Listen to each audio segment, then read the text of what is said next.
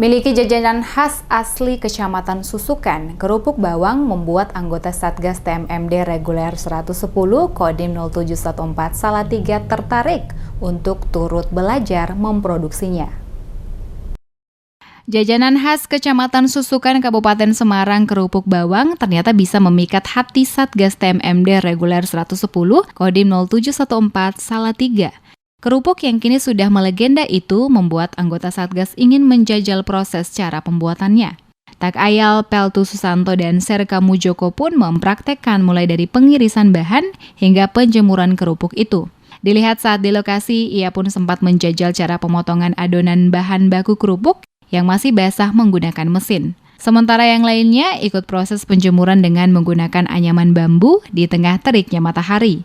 Peltu Susanto mengaku bangga dengan jajanan khas Susukan ini, sebab produksi rumahan ini bisa menjadi primadona wilayah yang berada di daerah kaki Gunung Merabu itu. Ini adalah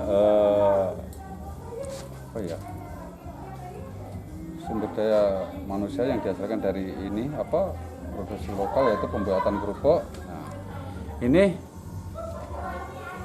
adalah usaha dan kreativitas masyarakat, yaitu pembuatan kerupuk. Ya, ini untuk meningkatkan termasuk kualitas hidup. Bahkan kalau bisa ini pekerjanya itu bisa direkrut dari pelajar atau dari masyarakat sekitar sini, sehingga nanti masyarakat sekitar sini bisa mendapat pekerjaan atau aktivitas yang bermanfaat untuk lingkungan sendiri, bahkan bisa untuk memenuhi kebutuhan dia sendiri. Kalau untuk produksi kerupuk ini masih jarang. Makanan khas berarti kerupuk bawang ya. Kerupuk bawang itu adalah udah sampai menyebar ke mana-mana untuk kerupuk bawang.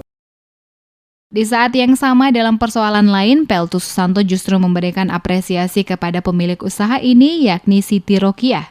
Sebab produksi kerupuk ini merekrut pekerja dari salah satu santri yang tengah mondok, sehingga honornya dapat dijadikan biaya hidup saat menempuh ilmu. Tak hanya itu, ia juga menyampaikan jika usaha rumahan ini perlu diberdayakan. Terlebih nantinya bisa sama-sama membuka perekrutan pekerja remaja maupun warga sekitar, sehingga nantinya perekonomian dapat terangkat.